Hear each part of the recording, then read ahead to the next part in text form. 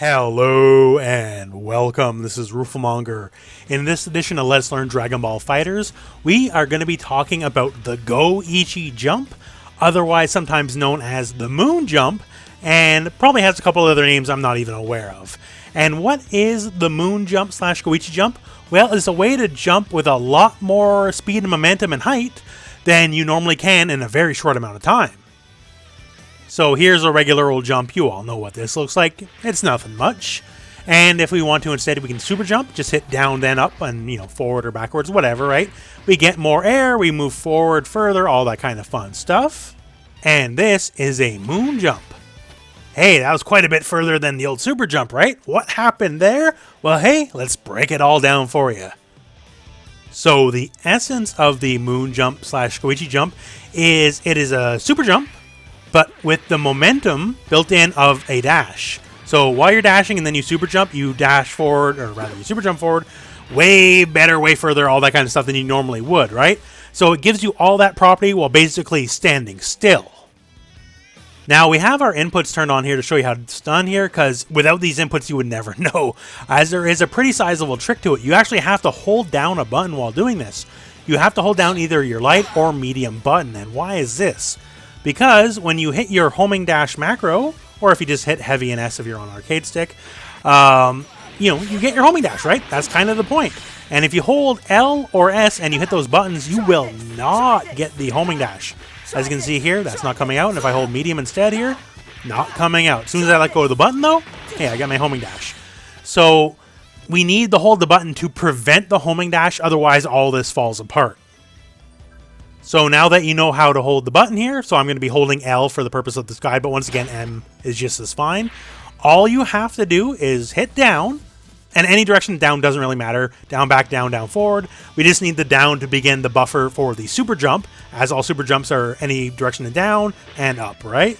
So we hold the button, hit down, then just hit up and forward, like diagonal up forward, and our HS macro here, so our homing dash macro, or once again, if you're on arcade sticks, you can just hit the buttons manually. So input-wise, when it's done correctly, once again holding L, it will look like this. So I just hit down, then I hit up forward, and H and S, or homing dash macro, right away. And basically, the first frame of the jump, it gives it the run property, like you're dashing forward, because forward and H and S is the dash macro. And then super jump, so it's basically tricking the game into, oh, I'm doing a running super jump, and it gives you all the momentum of it without actually having to actually dash forward and build it up yourself. Now, it's inherently a trap of a video to make things kind of look easy, because it is kind of tricky. So, the thing is here, a lot of times you're probably going to get something like this, because you're going to get your air dash macro instead, right? And what's happening here is, if you see the inputs here, so you'll see down, up, forward, L, then up, forward, L, H, S. Every time you do this, if you get the instant air dash instead of the moon jump, what's happening here is you're hitting your instant air dash macro, you're hitting the homing dash way too slow. You have to hit it like exactly when you do the up forward, or it will not come out and you will get the instant air dash instead. So every time you get this, basically the game is telling you, hey, you need to have inputted this faster than you actually have. You need to hit the homing dash faster than you did, otherwise you're going to get this instant air dash every single time. So once again, in essence, it's practice, practice, practice. There's a way to make it easier, which we'll talk about in a second. But every time you get that instant air dash instead, you just got to hit it faster. So once you know how to hit it faster, you can start cleaning up your inputs, and then all of a sudden, you can get it a lot more reliably, right? I still screwed up a bit, as you can see here. I'm not perfect at it. But yeah, once you understand the timing, it gets a lot easier to work with. So now to make it easier than it is. So one of the things about this you can do is you can hide the inputs in the input buffer. So while you're doing something else, then you can just kind of hide the inputs and it'll come out on frame 1. So what's an example? So say we just instant air dash backwards with like any button, as long as it's a medium or light, and we get that space, right?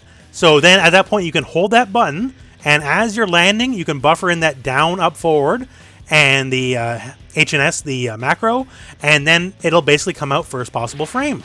As you can see right there. This is the way GO1 tends to use this technique, by the way.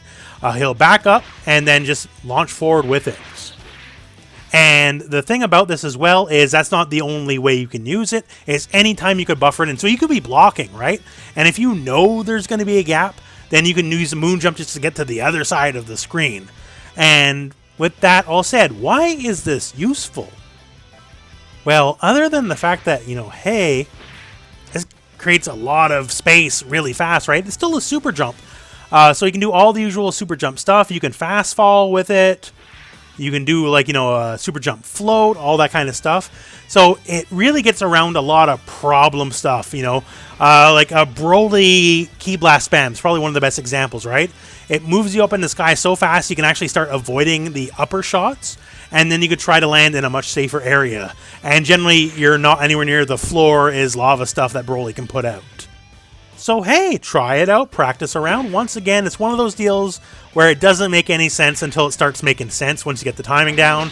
If you overmash like right there, you want specifically down, then up forward. If you manage to get like a quarter circle forward input there, what'll happen is you might get a special move, or if you're a character that has quarter circle forward HS super, you might get that super instead. So hey, don't mash too hard. You just want 2 clean inputs, any of the down directions and up forward, and hey, just go from there. And that is the GO1 Moon Jump technique. So give it a shot. I think it's pretty cool. Lord GO1 has put it to good use, and I'm sure you can too. Anyways, my friends, that is it for this video. So hey, thank you very much for watching. Hope this video has found you well. Go out and play some Dragon Ball.